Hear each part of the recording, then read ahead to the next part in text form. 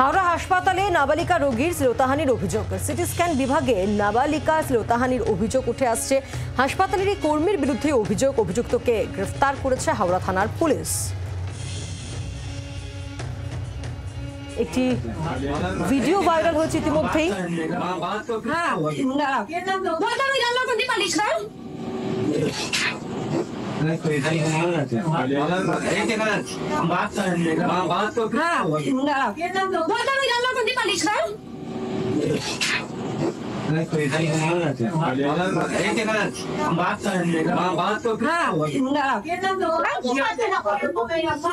अगर ऐसा ही चलता रहा ना तो अस्पताल जाने से डरने लगेंगे लोग।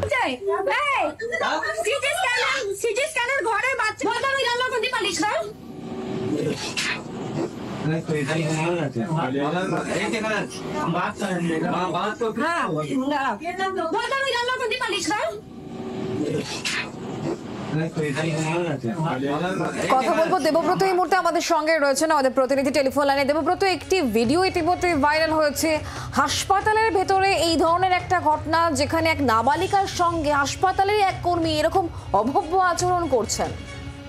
দেখো, একেবারে ঠিক।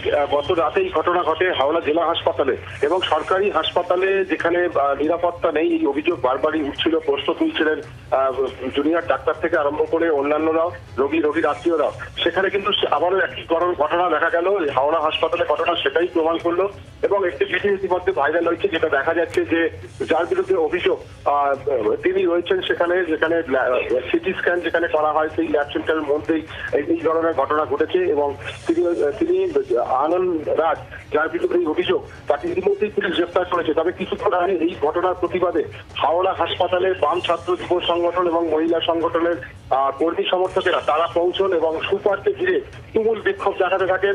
সুপারের পদত্যাগ দাবি করেন। পরিস্থিতি সামাল দিতে বিশাল পুলিশ ঘটনাস্থলে আসে এবং সুপারের পদত্যাগ তারা দাবি করেছেন এবং যে সমস্ত অব্যবস্থা হাওড়া হাসপাতালে রয়েছে এবং পাশাপাশি মহিলাদের নিরাপত্তা বা সুরক্ষা, চিকিৎসকদের, রোগীদের সুরক্ষা, সেগুলো সমস্ত দিতে হবে, এই দাবি তারা করেন এবং না হলে আরো বড়সড় আন্দোলনে নামবেন, এমন হুমকি দিয়েছেন আন্দোলনকারীরা। বাংলার আওয়াজ, বাঙালির আবেগ, জি 24 ঘন্টা।